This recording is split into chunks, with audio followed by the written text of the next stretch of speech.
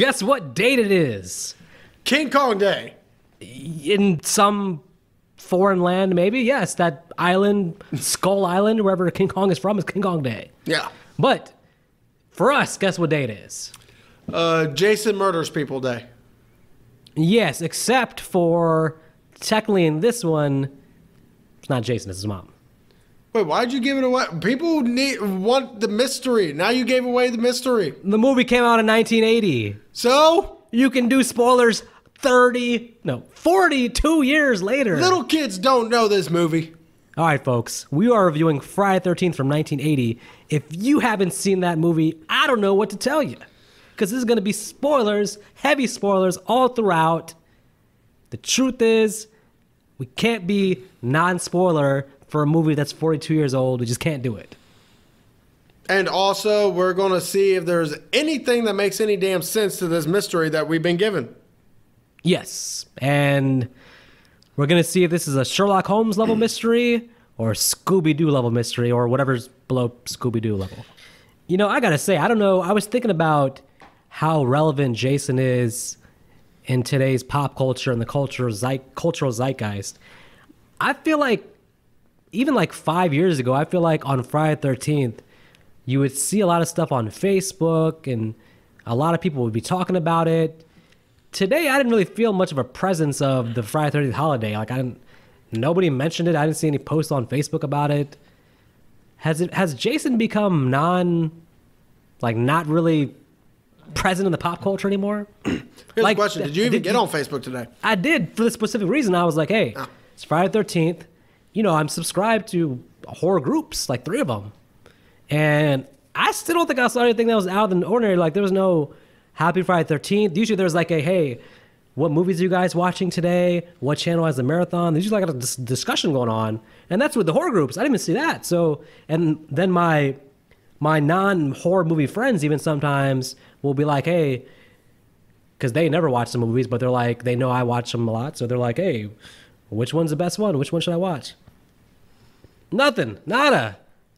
Poor old Jason. No respect anymore. I'm like, has exited the cultural zeitgeist? I mean, there hasn't been a new movie in a long time, so maybe it is just not a big deal anymore for it to be Friday the 13th. Also, another problem is silent killer. I'm sorry, silent killers are dead to the world nowadays. You need one of them cheeky comedy killers.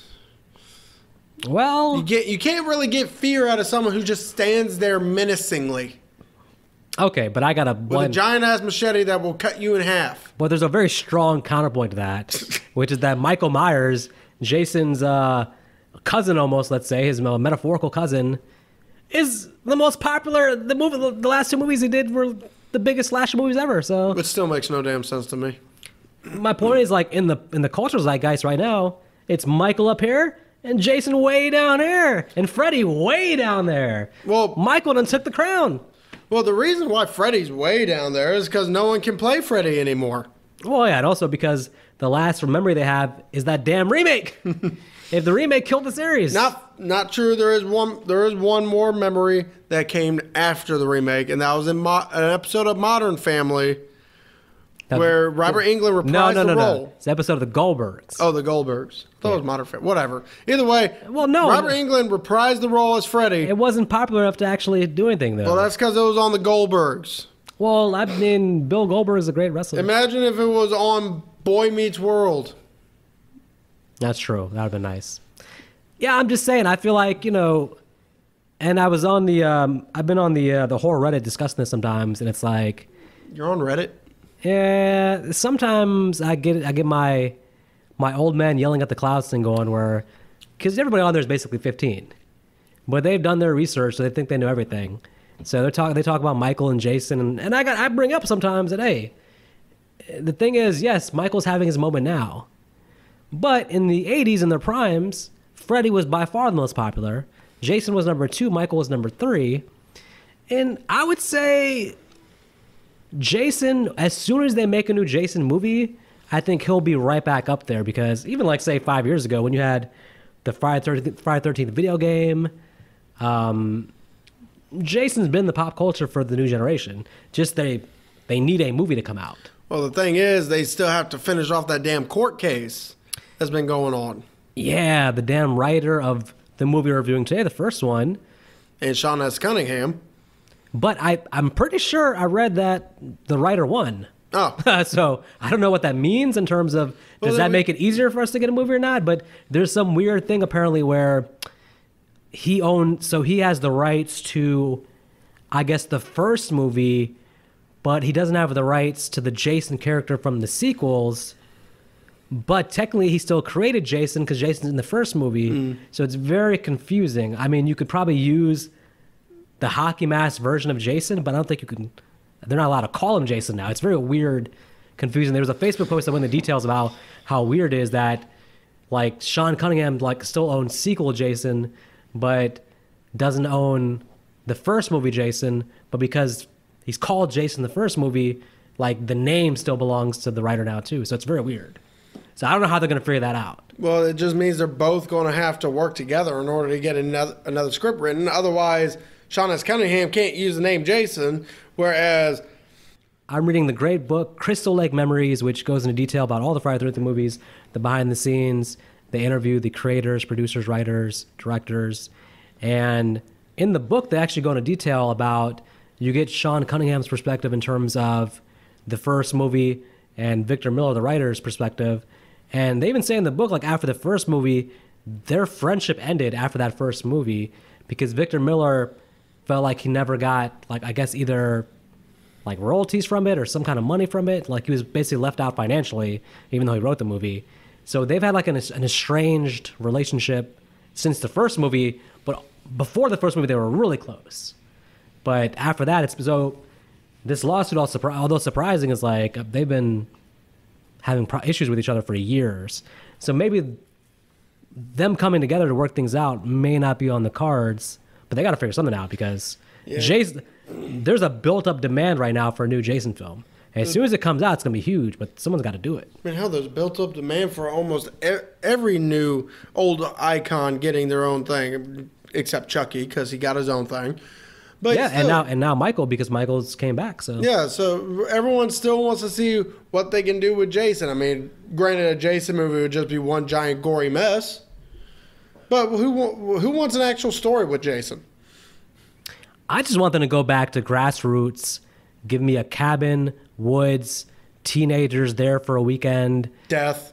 I mean, give me more like the remake, but just not that Jason, not Predator Jason, more Jason. Oh, what's wrong with Hunter Jason? Hunter Jason's fine, but I don't want Hunter Jason to be like that level of cunning and that monstrous as big as he is too. Oh, come on, he was amazing in that one.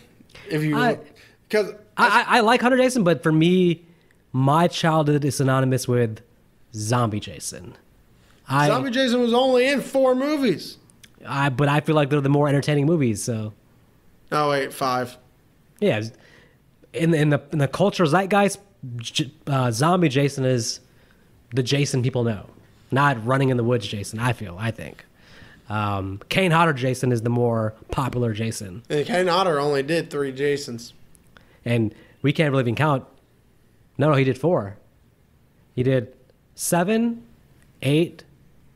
Jason Goes to Hell. Oh. And Jason X. I would say Jason Goes to Hell. He gets that's like half a performance because he's only in the movie for like 10. Like right. That's why I didn't think of him in Jason Goes to Hell because Jason technically isn't in that. He's in there in that opening scene. He gets blown to bits and then he pops up at the end and beats the shit out of the main guy and doesn't kill him for some reason that will never be explained. Who knows? Whatever. Because he didn't have his full power back. That's later in the series. We'll get into that later on. But today we're going to start with where it all began. We're going back to 1980, where Sean Cunningham had the brilliant idea to rip off Halloween. Literally his pitch to producers and everybody else at Paramount. Hey, let's just make Halloween, but in the woods. Well, Halloween came out 3 years prior, and 2 years prior, 1978 was Halloween. It made over $40 million on a $300,000 budget, which equals dollar signs. Cash, moolah, money in their pockets. And yet, even though this movie didn't need... Honestly, this movie, because of where the setting and all that was, you didn't need that much of a bigger budget, but somehow they still got a bigger budget.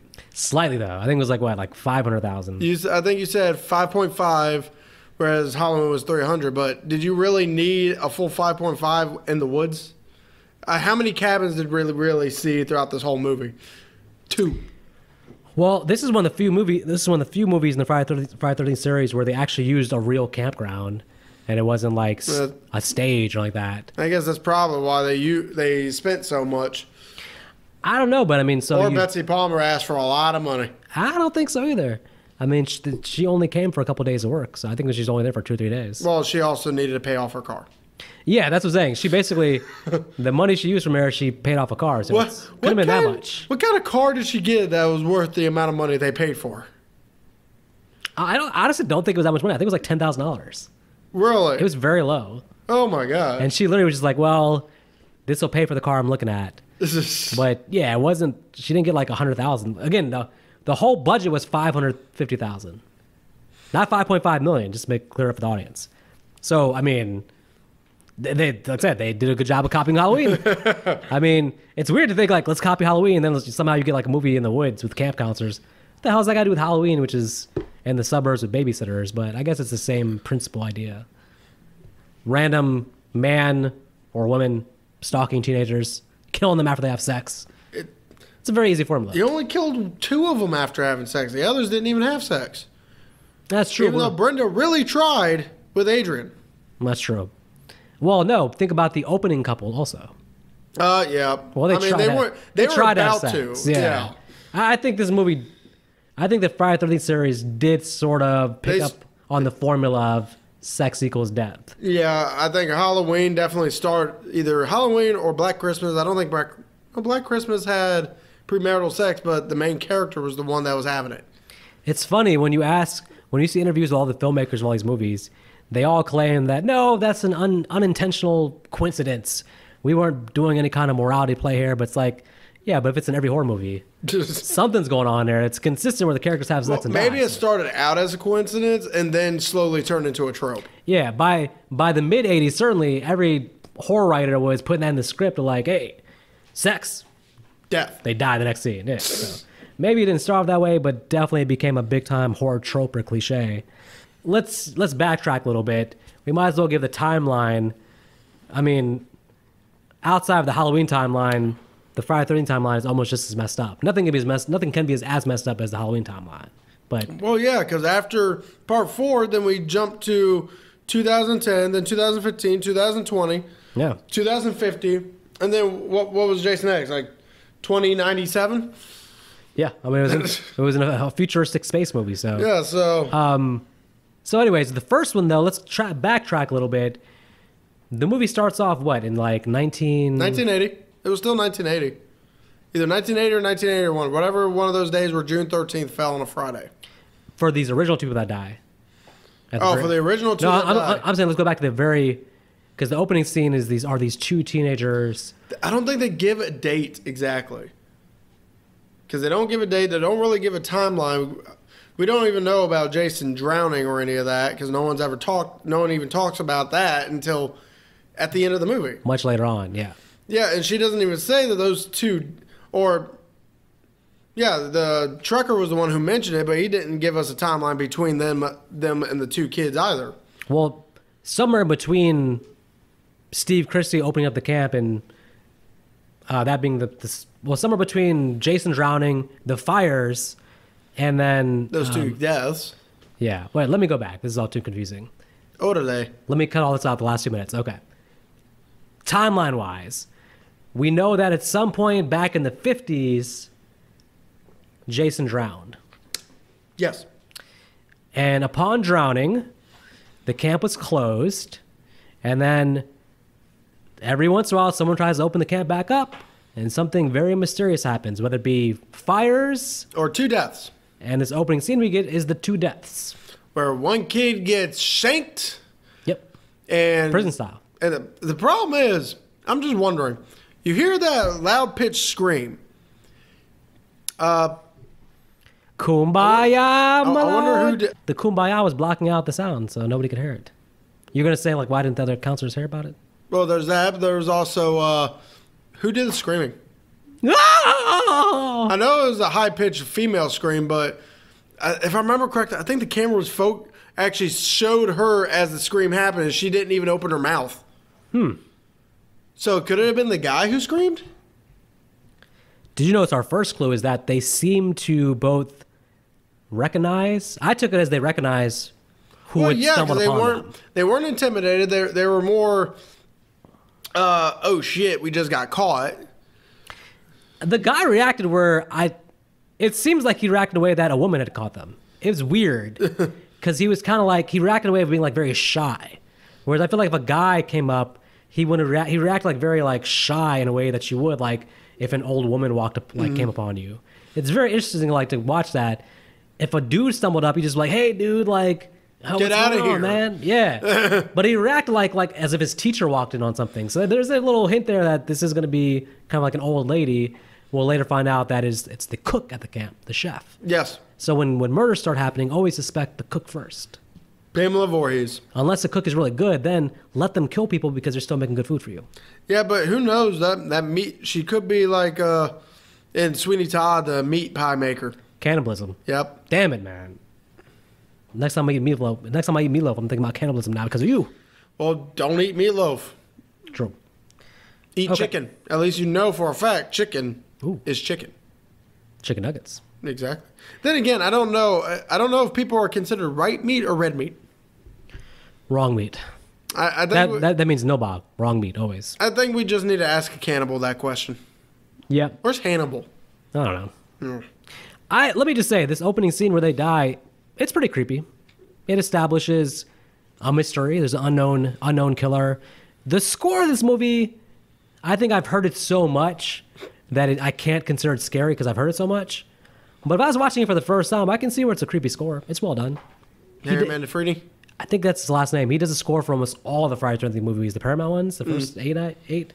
He's like the OG composer, so I think it's a pretty good score. And, well... Be honest, this is probably the only movie I don't have any kind of comment about the score because the score's pretty forgettable. You think so? Yeah. It could be because of how many times I've watched it. Yeah, but it's only forgettable because it's that classic Friday the 13th music, though. It just you're used to being over every opening credits for all of the first couple of them. So it's like, it's almost like just meh. It doesn't creep you out because you've heard it so much. Right. But if you transport yourself to 1980 and you're in the movie theater, you're like, hey, that's pretty creepy. Well, how about we skip the opening credits and meet Annie, our main character, because we know the first character we meet. I got to be honest.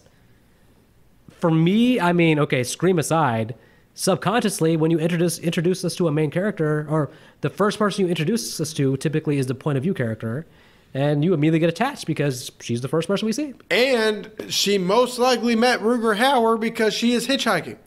Yeah, so the prequel of this basically is that she had this whole battle with Rutger Hauer. She overcame that to get to Crystal Lake, and now she's going to deal with this. But her first initial battle... Rutger Hauer, prequel to both this movie and The Hitcher, was the first battle that he had. So. Yes. So she gets inside. She goes inside the diner and asks for a ride to Crystal Lake. And all the town people look at her like she's fucking crazy. Camp Blood? Are you serious? It's the first time we heard the name Camp Blood. Now, this town, when she's walking the town, doesn't it feel like the town's abandoned almost? Until she gets in the diner, yes. There's a dog, though. You remember the dog? Doggo. She's a dog, but the dog seems to be abandoned. It's weird. Poor doggo. But yeah, the town, it looks like one of those old, like, colonial towns, like, abandoned. Never go wrong with a good small town. But we know that this is New Jersey, apparently. Yes. So... Still can never go wrong with a good small town, because then people, they know everybody, and they also leave everyone the fuck alone. Well, thankfully, one very nice oil rigger offers to give her a ride to Crystal Lake. Named Enos. Is that his name? Yes. I just call him Oil Guy. I mean, I called him Trucker until I found out. Somewhere in 1980, he was cleaning up an oil spill and doing a good job. No, he was delivering the oil. Oh, well, he was doing a good job. I hope he got a good tip. Well, now we get to meet Ralph, the owner of Doom Donuts. I was going to say, guess who's lurking outside with nothing to do except to warn incoming camp counselors to go back home because they're domed. You're doomed. And make sure you go to Doom Donuts so I can make some money. And your old guy's just like, shut up, Ralph. Yeah. Go do something with your life. Well, how about we go ahead and meet the rest of our cast that's going to be cannon fodder. Or arrow fodder. Well. Knife fodder. Barbed wire fodder. Off-screen fodder. Off-screen fodder. Off-screen fodder. Rain Possibly fodder. suicide fodder. Yeah, nailed against with an arrow. Yeah. Against a wall. So we are meeting the rest of our cast of Jack, played by Kevin Bacon. Oh my God, 6 Degrees of Kevin Bacon. Here he is in his first movie. So I got a question. Do you think after Kevin Bacon's death, they cut off his stomach and then fried it, and then first smoked it, and then fried it into bacon? Yep. Okay. That's probably why he's so skinny. His girlfriend, Marcy. Then we also meet Steve, Alice, our main character, Ned, Bill, and Brenda. Now, Steve, I want to say, is an asshole. Not only is he an asshole, but he's very creepy, and he's perving on Alice. Very creepy. There is no way he is the same age as Alice. I'm pretty sure he is at least 10 years old. He looks like he's 50. Yeah. The thing is, though, he's actually very ambitious because he's the one responsible for opening up the camp. So let me tell you, Steve Christie, if you haven't already been told, you're an asshole. I guess you're dead, so it wouldn't matter now. But all this is on your head, Steve Christie. I blame you for what's about to happen, Steve Christie. But also, in the way they talk makes it sound like they have some kind of history together. I thought either they were... Give me another chance. Yeah. I mean, that makes sense because she came here maybe for the job and maybe to help him out. But this is one of those things that's going to go unexplored. So it's kind of like, eh. Yeah, because also if they open the thread, but they never close it. Yeah. If it's possible that they knew each other before opening, and from the sounds of Steve, he's pretty much he's a resident of this town. Does that mean Alice is also a resident of this town? Well, unfortunately not, but the only reason I say no is because we know in the sequel that she comes back to town to confront her demons. But in this movie canon without including part 2, I don't know, maybe. I mean, possibly. Well, which at that point you'd also think she'd probably back the fuck out knowing the history behind it. But then again, or she could, if she was a townie, she'd be like, oh, it's just a story. Yeah, but thinking about it, it's kind of interesting. Yeah, it's like, okay, a camp counselor job, would that really attract people from other towns? I feel like that would be like something where, or was it just the fact that, hey, this camp has such a history that we have to advertise to, because Annie's coming from some random other place. Mm-hmm. So is the others. So it's a way to get by the history of like, okay, these outsiders from different towns, they've never heard of Camp Blood, so they'll just accept the job and come. But if you're a local, maybe you'll be like, no, fuck that Camp Blood. It also makes me wonder, how much are they being paid? Because they got to travel. They have to be able to get their own damn food. They have to be able to take care of themselves. Well, Annie's traveling for free, so she's hitchhiking. So that's besides the point. She hasn't put in $1 for gas money, from what I can tell. All right, it gave her an honest warning. I like that scene with them in the truck. I like it because the guy was acting like Ralph was crazy, but as soon as he gets her alone in the car, he's saying the same shit. He's like, "Quit, go home. The town's got a death curse." And of course, we learned that Steve Christie has not told anybody about the history. Of course, why would he? I do got a question. Would it really be classified as a death curse with only 3 deaths and a few fires? If you're a local town person and nothing happens in that town, but let's say 2 or 3 weird things happen at the lake, I could see that getting a local town legend of being like a haunted local thing. It's like imagine our town, like 2 or 3 incidents happening at one place. It probably would be like, hey, there's something off about that place. At that point, I'll just grab my spear, grab my sword, grab some cameras, some salt, some iron, go down there and figure out what the fuck's going on.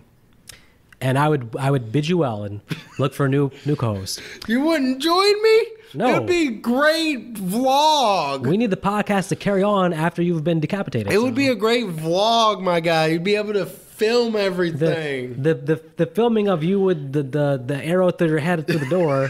I don't need that in my camera, right? I'm good. There wouldn't be no arrow. It would be a sword fight. That would go viral though. So actually, at least you can help the podcast go to that next level. Once they find out you've been nailed to the damn door. Nah, I would survive. Remember, I'm taking a sword and a spear with salt, iron, holy water, The real question is, fire. no. The real question is, if it's 1980 and me or you have been offered this job and we find out the history, okay, these incidents have happened here. Do you, Nick Arcana, 1980, do you still accept the job or do you say no? See, that's actually a hard question because around 1980, slasher movies, especially in the woods, weren't really that popular, so not many people would have watched them or got the hint Right. of something happening. This is the thing. This is not current Nick Arcana. This is Nick Arcana in 1980 would have no horror movie knowledge of the woods being a scary place. It would Exactly. just seem like, hey, we're going to roast marshmallows and tell fun stories around the campfire. Yeah, like nowadays, no, I ain't going there. But even then, though, what I'm saying is, though, still, someone tells you, hey, the couple times they've tried to open the place, some weird shit happens. Like, okay, now we know about the fires and the 2 kids being killed. So that's 2 separate incidents. So, okay, so 2 things have happened where someone tried to open the camp and some weird, unsolved, mysterious shit happens. That at least has to give you pause. I would be like, well, I'm going to negotiate for higher pay at least. Give me some more money. Give me some more money. If I might die, I might as well get some more money out of it. Oh yeah, hazard pay, definitely. Yeah, because the hazard is I'm gonna be dead with an arrow through my head. So Well, even a lot of the jobs I've been applying for, hazard pay because if something happens, I'm dead. yeah, so I'm just saying like maybe you accept the job, but first of all, it's a camp counselor job, right? To my knowledge, aren't those jobs usually like volunteer anyways? Like, Some. is there actual? If there's money, it's not a lot of money. I mean, if you're being forced to travel, it's a decent amount of money. So in the case of Annie, she's the cook.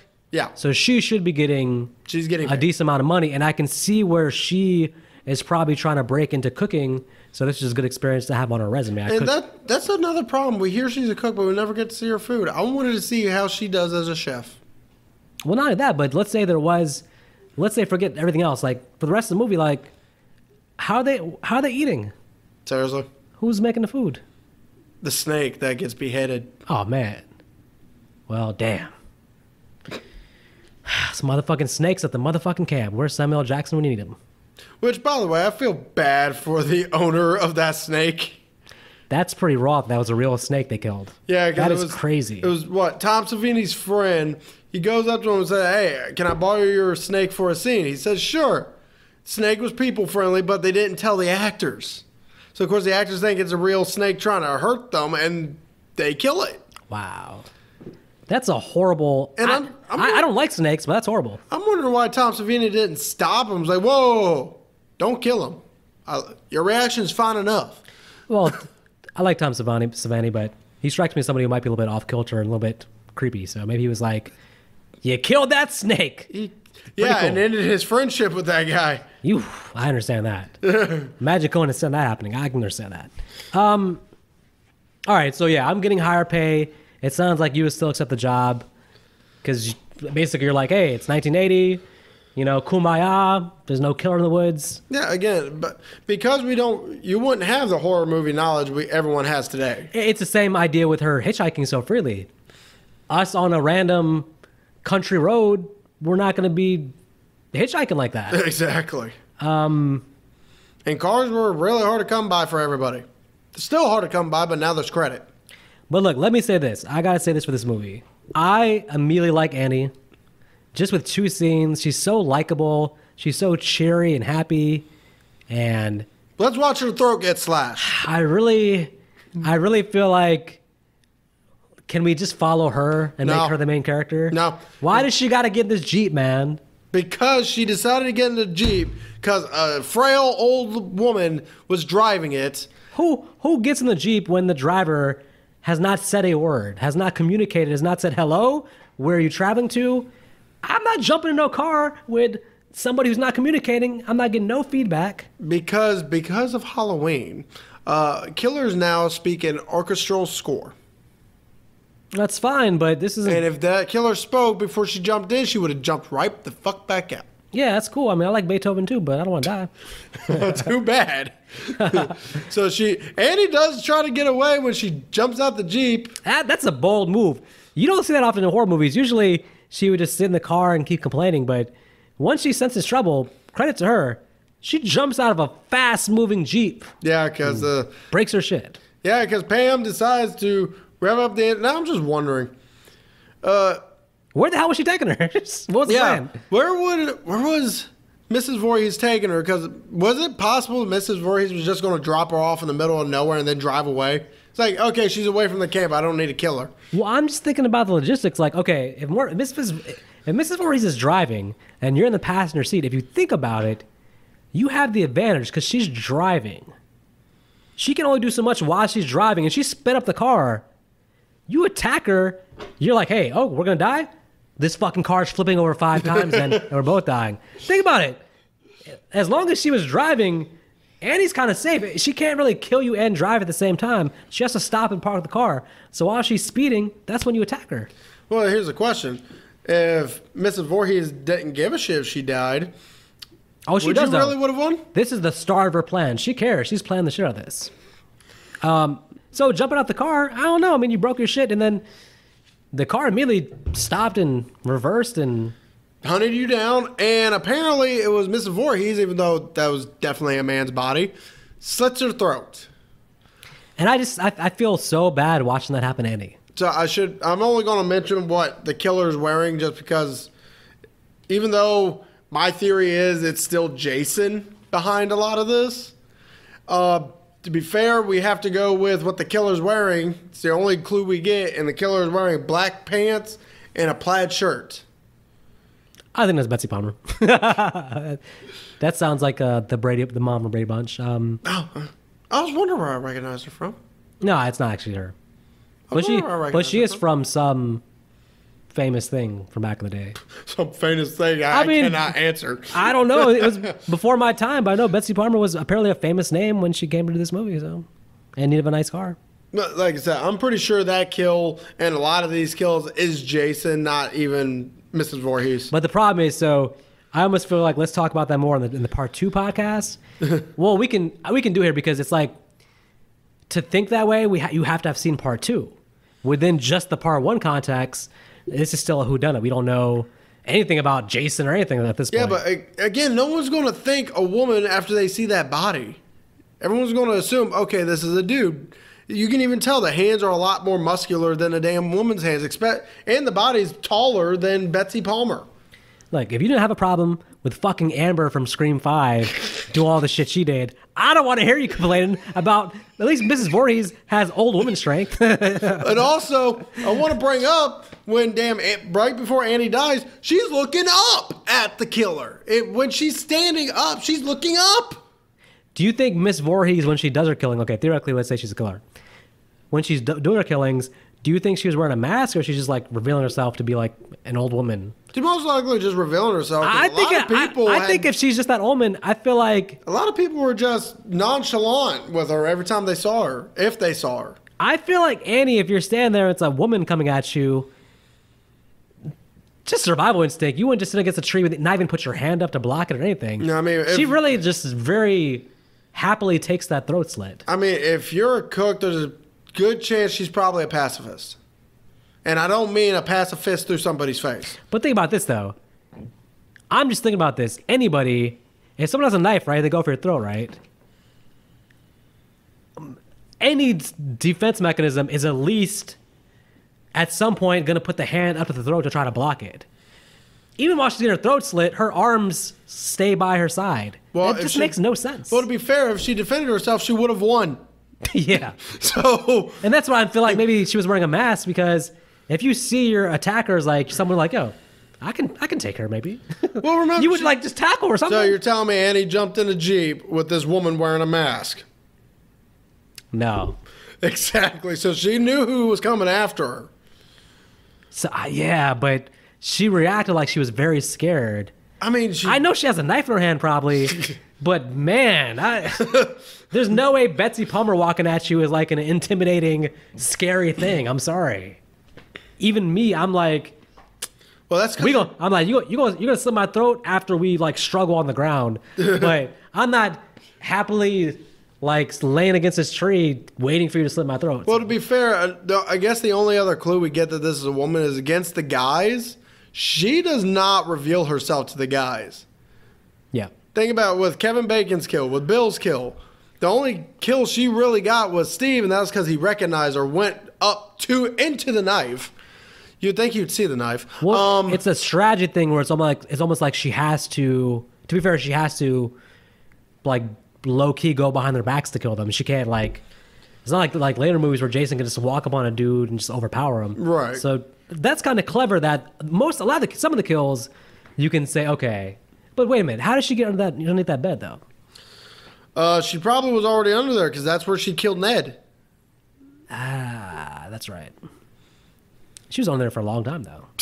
Well, I mean, I guess. Well, she only had an arrow. I don't think that arrow was long enough to pierce both Kevin Bacon and Marcy. What's up with Marcy, like, having this dream, all these dreams about raining blood, and then she actually dies? I thought In the shower. I thought that was a good character moment, but then in hindsight, I'm just like, that's so random. Like, she had these dreams that she died. There seems like there was more to that, and then Well, nothing. there was. She died in a shower. The shower wasn't on. No, it was an axe in her face, though. Yeah, but still, blood, shower, bloody shower. I don't think it really tied together. They should have had the dream more specifically tied into what happens to her. Yeah, Then she could have been. Then we could have been like, hey, well, she had that same fucking power as the dude from Final Destination. So- She saw her death coming. To be fair, a lot of this movie is padding. Yes. A lot of them getting the camp ready, them killing the snake, the cop, fucking Ralph, Steve at the bar. Steve at the diner. Steve at the diner. Every part of this movie, up until the kills actually start, is one giant padding. I know it's supposed to give us some form of characterization, but the only character we get enough character for is Alice. And to be fair, I didn't care for Alice. I like Alice. She's likable enough, but yeah, after Annie dies, I don't feel a connection to any character. Nobody's really that likable. Again, Steve is an asshole. So there is a lot of filler here. I do like some of the filming though. Sean Cunningham, who directed, did a good job with those things. Like when the rain starts and the storm starts, you get some beautiful shots of the lake and the town. There's some good cinematography, and when the kills do start, you're right though. That's like where we finally get the good stuff. Yeah, like I just want to mention, in order to save Ned, the Joker, in this movie, Kevin Bacon does a belly flop. He doesn't even dive correctly. I mean, it's... First, he can't hammer correctly. Now he can't dive correctly. He belly flops. That had to have stung. Look, he gets a pass. It's Kevin Bacon. He would go on to entertain us for years. Movie after movie after movie. He gets a pass in what is his first role. Yeah, I mean, the movie does have a lot of filler, and the characterization, this is not great character depth. These are not memorable characters. Hell, that's the only other character I can think of that got any real characterization is Ned. But, I mean, I would say for the first part of the movie, the first 45 minutes to an hour, what does work for me is actually the whodunit aspect. There is a mystery going on in the first half of the movie that's pretty interesting because I'm thinking who's the killer, the two main suspects I'm thinking are Crazy Ralph and Steve Christie. Because Crazy Ralph obviously is a red herring, but hey. Well, so is Christie, to be honest with you. Yeah, but Christie being the killer would be like a fun twist. Yeah. If the movie sticks the landing on the whodunit aspect, I'm going to rate it very highly, but as we know, this fucking shit's going to come out of nowhere for this ending. But yeah, but to be honest with you, I don't think Jason nor Mrs. Voorhees killed Ned. Because when we last see him, he's saddened. He's mad. He's sad because he isn't getting a woman to give him the attention he wants. And that's why he came there. But, so, to be honest, I don't think he saw anyone in that cabin. He just went into that cabin, slit his own throat. Rest in peace, Ned. Sorry, Ned. No one gave a shit about you. Ned, if you were looking for a woman, I wouldn't come to a camp. No, because, there's too much work to be done at a broken down camp to look for a woman. But, so... It wasn't the way to go. No. So, now it rains, and it just so happens Jack and Marcy go into the same cabin where Ned just got lured into and got killed. Yep. They have sex. We got strip monopoly. More padding.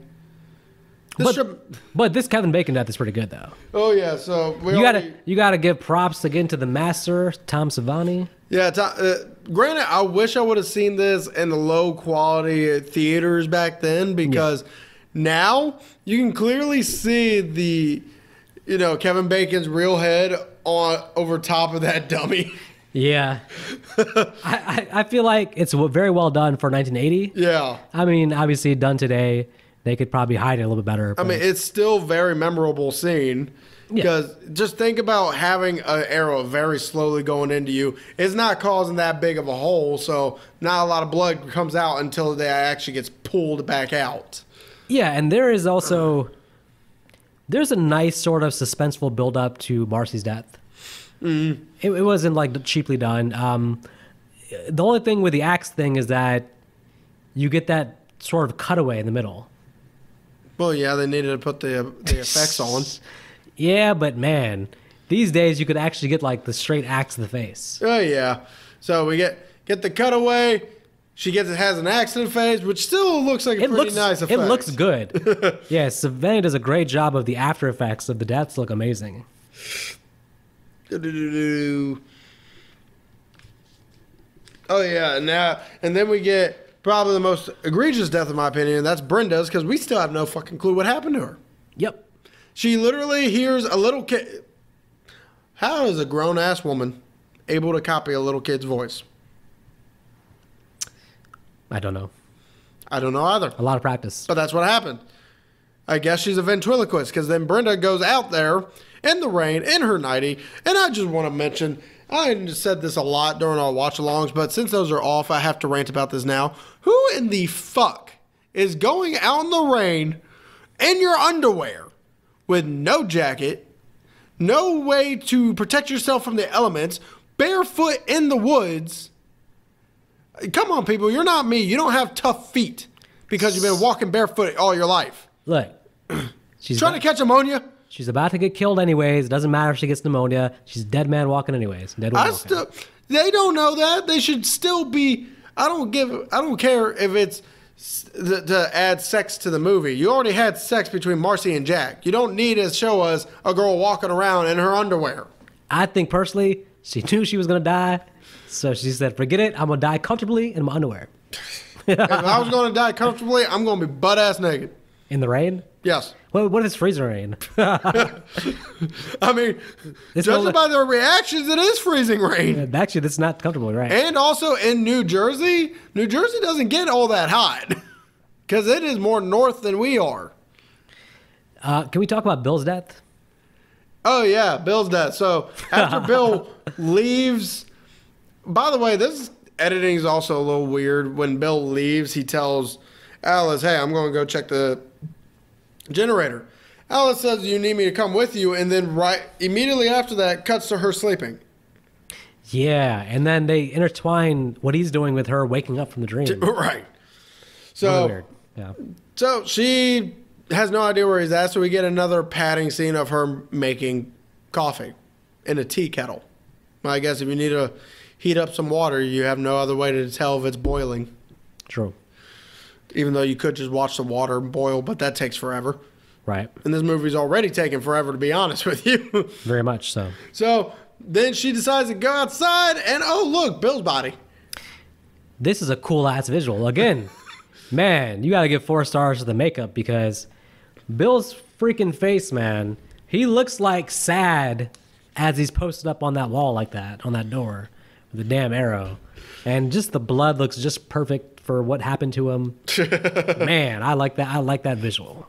So now we get pretty much our, I'm going to say dead body relay, because this is around the scene where Alice starts finding, Bill's dead.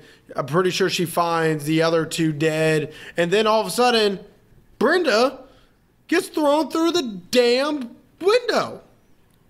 Which obviously, I mean, Betsy Palmer is more than capable of throwing her through the window like that, don't you think? No. We're talking about what? A 5'5" woman in her 60s? Old woman strength. I've enjoyed the movie so far. The problem is when Betsy Palmer shows up, and the movie goes into big what the hell now. Yeah, because obviously she's the last character introduced, so she must be the killer. And unfortunately, the way the movie set up, even before we get into the chase scene, the fight scene, we have to get this long, big-ass explanation of what's going on from Betsy Palmer. What prompted her to even do that? She sees Brenda's body and then goes into oh, poor dear. Oh, did you know my son died here? It's weird because my thing is, what's special about Alice that Mrs. Voorhees actually sees her as like the final girl that she has to give this lecture to, and everybody else she's killed without the lecture. Why does Alice get the lecture out? And I'm just like, hey, just kill me. Why you gotta lecture me first? So here's the hard part of coming up with Jason and Mrs. Voorhees working together in this movie, and that is because Mrs. Voorhees is wearing a sweater. But if you see under the sweater, if you're paying close attention, you'll see that same red and white plaid shirt. And she's wearing dark jeans. Ah. And she pulls out the same knife used to kill Annie. And to be fair, she's so mad. From her perspective. She's probably a man. She's got too much testosterone. No. From her perspective, she clearly thinks her son is dead, and that these camp counselors, in some way, even though it has nothing to do with them specifically, their ancestor camp counselors were responsible for her son's drowning. If Jason is alive and she knows it, it kind of cheapens her whole motivation, because why is she so angry then? Why is she killing everybody if her son actually is alive, chilling somewhere eating rat meat or whatever Jason does? No idea, but now we get our final girl circuit, which is probably the most boring final girl circuit I've seen in a movie. That's because they didn't have other ones to build upon. As the first one, even the sequels have better chase scenes at the end because that's because there's a little bit shorter. There's a little bit more to do in this. All this one is cabin, hide. One whack to Mrs. Voorhees. Cabin, hide. One whack to Mrs. Voorhees. Like, bitch, just kill her.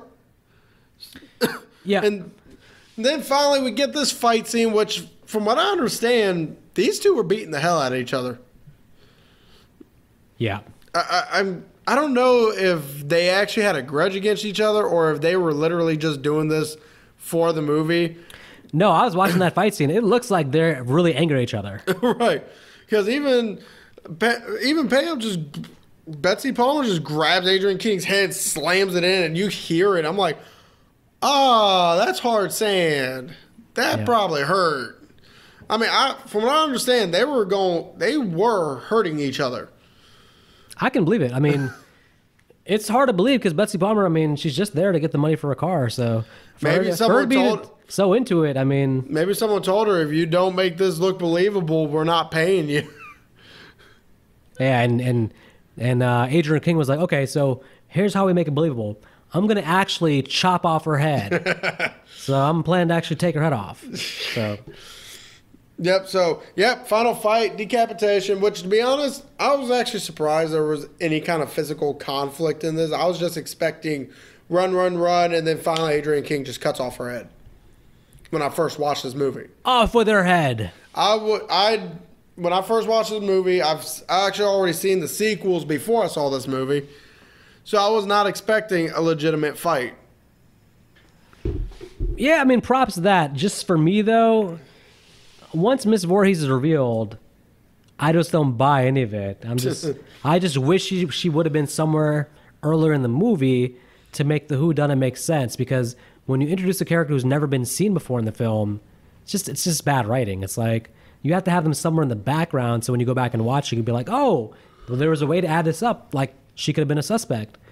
She's not a suspect. You can't introduce somebody who's not been in the entire movie, and then she just shows up. Even Betsy Palmer said, hey, can I be somewhere in the beginning of the movie so that the audience can see that? It's just stupid. Oh, even Betsy Palmer, who did not even want to be in this movie, said that? Yes. Well, at least she's dedicated to her craft. I'll screenshot the part in the book and send it to you, but she had some comments there for it. Yeah, and apparently old Jason was right there in the woods watching the decapitation. I know, right? Oh, my gosh. So, Adrian, for some reason, after killing the killer, the only killer she knows of, Gets in the boat and drifts into the lake. I thought this was particularly stupid. Yes. Also, that is one magic boat to just not drift away from the cabin, Yep. from the beach. She was literally, I don't know if maybe only 30 minutes passed and the sun was already up. I mean, it was pretty late. Yep. It could have been sun was actually just peering out. The only reason it still looked dark was because woods masked the sun. But damn. If bad. not, that is one magic boat. It's pretty bad. Magic school boat. Magic School Boat. When Jason comes out of the water, Whee! I gotta say, it's a really good jump scare. That is a face not even a mother could love. But the sound effect when he comes out and how surprising it is. Right. If someone It was so hasn't seen the movie before and you have the surround sound turned up, that will scare the shit out of somebody. Yeah, it was definitely disorienting. Yeah, that was probably. It's not a jump scare. It's not scary because it's a jump scare, but it's probably the best jump scare in the movie by far. I think it's the only. No, I guess technically, Crazy Ralph coming through in the pantry was also classified as a jump scare. But that was a fake scare. Okay. Categories. Best performance. Betsy Palmer. Agreed. I mean, yeah, she's only in like 10 minutes of the movie. Her character makes no sense for the movie we're given. But, oh my gosh, she killed that role. I believed her as a crazy mom that would murder people.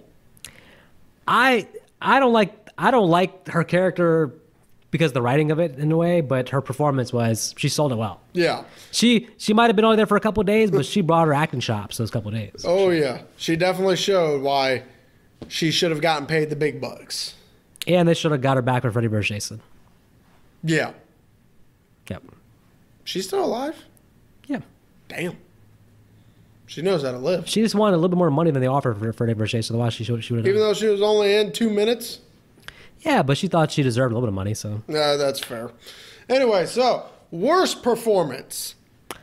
Kevin Bacon. And I'll say worst performance because we know what he's capable of. Well, So, this was his we've first seen- role.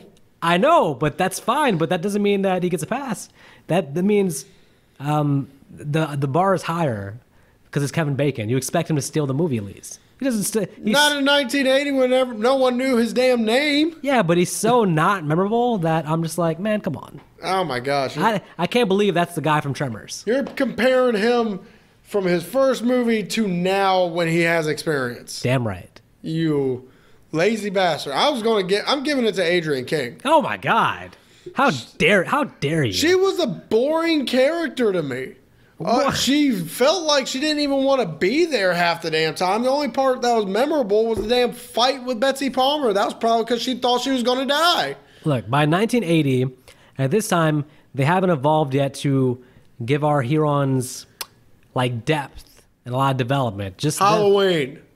outside of Halloween, Black Christmas. outside of the two best, you name the two like best slasher movies like of the time.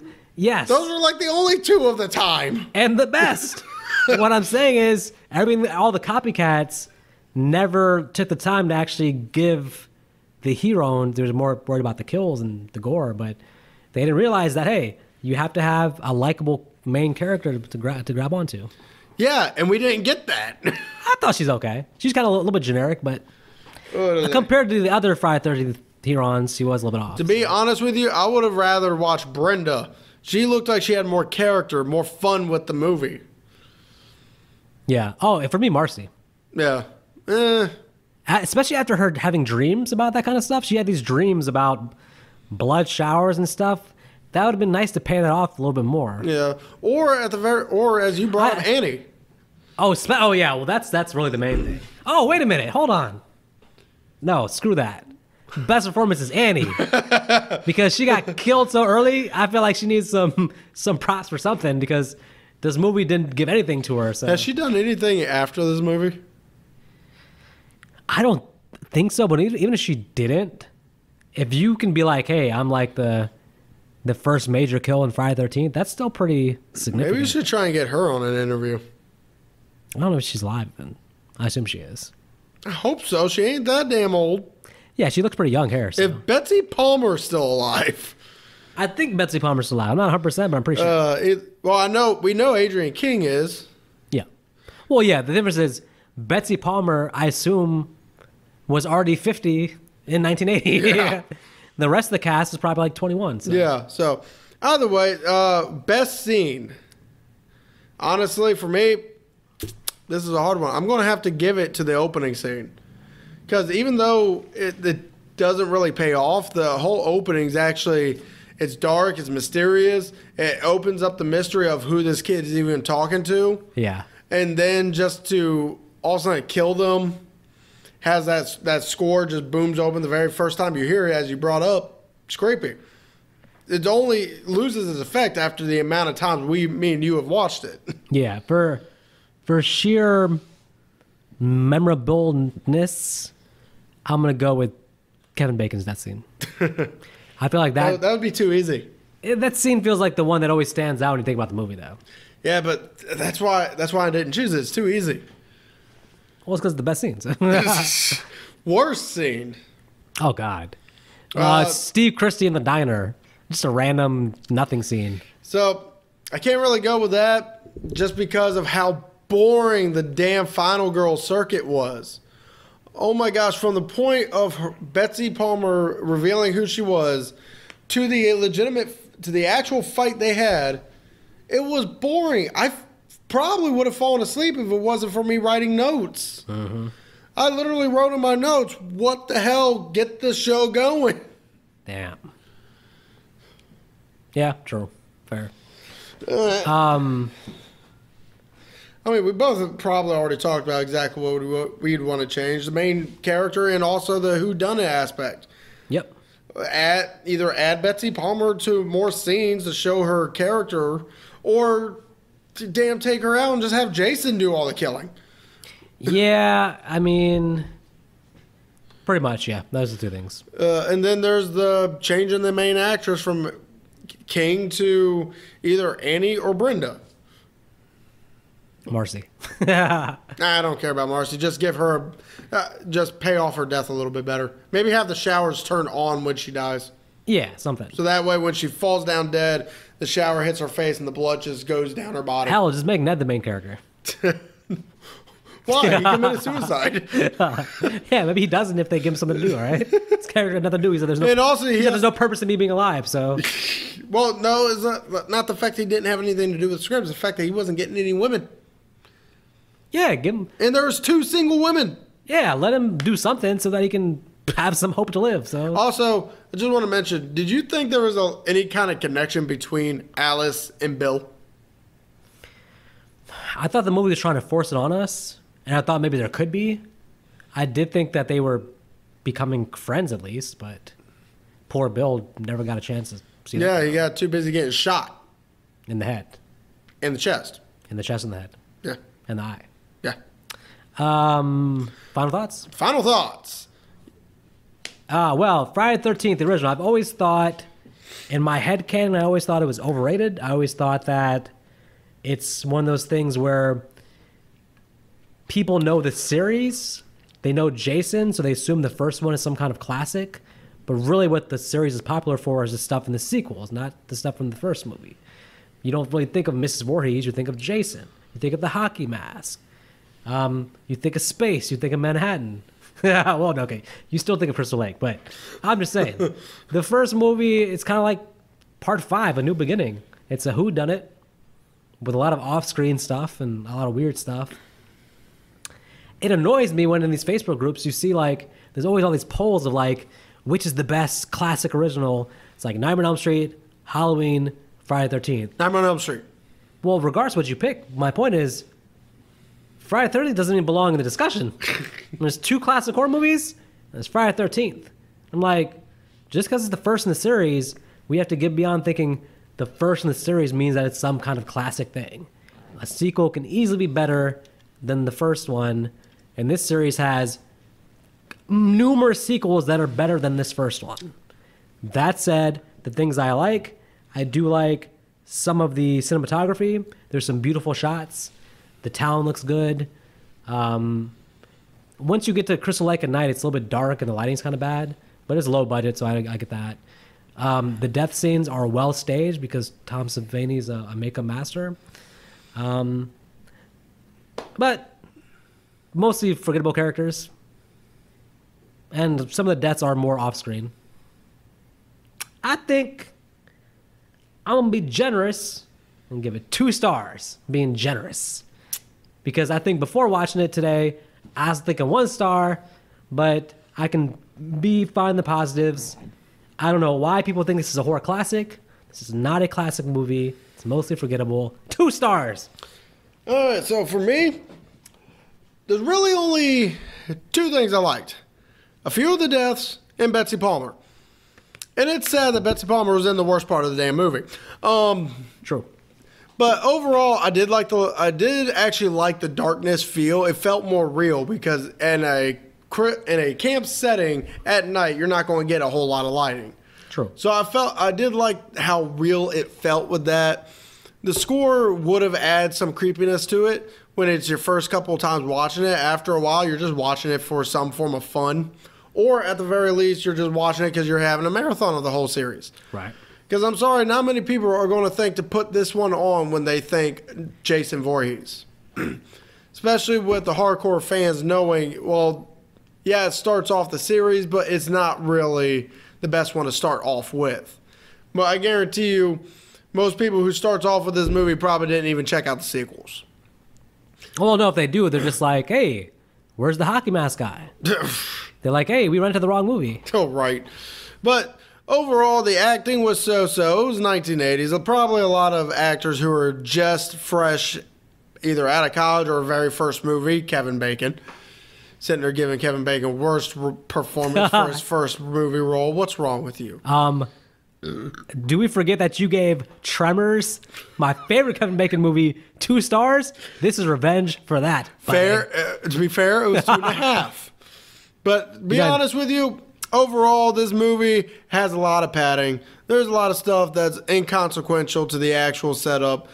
This movie really was only a 45-minute watch if you take out all the padding, all the unnecessariness. They could have made a better movie if they'd done the whodunit a little better. So overall, I'm giving this movie a 1.5. It's still decent to watch, but not once a year. Once every leap year. Yeah, which means every 4 years. That's fair. So, everyone, as always, you don't have to go home, but you got to get off of here because our recorder is dying. It is, but stay tuned for next week because guess what we're doing next week? Friday 13th Part 2. Yes. The sequel. And then we will not do another Friday the 13th until Friday the 13th. And the next one has no hockey mask either. Damn it. No, but it has Burlap Sack Jason, which the writers said he wanted to do that because of the 1970 movie, The Town That Dreaded Sundown. Did he get the burlap from Burlington Coat Factory? No. See you, folks.